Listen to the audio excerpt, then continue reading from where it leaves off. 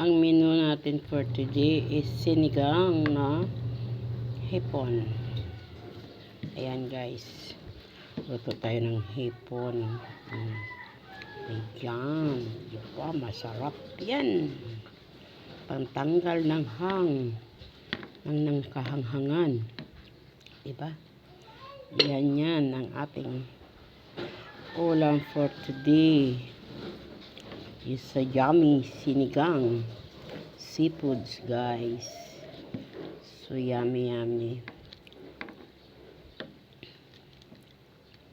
Yan, titikman natin kaya lang kumain ako hindi. Sarap.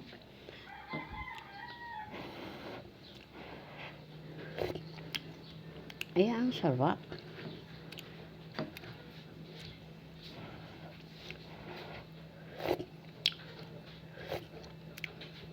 Ang sarap. Kulang ng ng asin. Okay, bye-bye.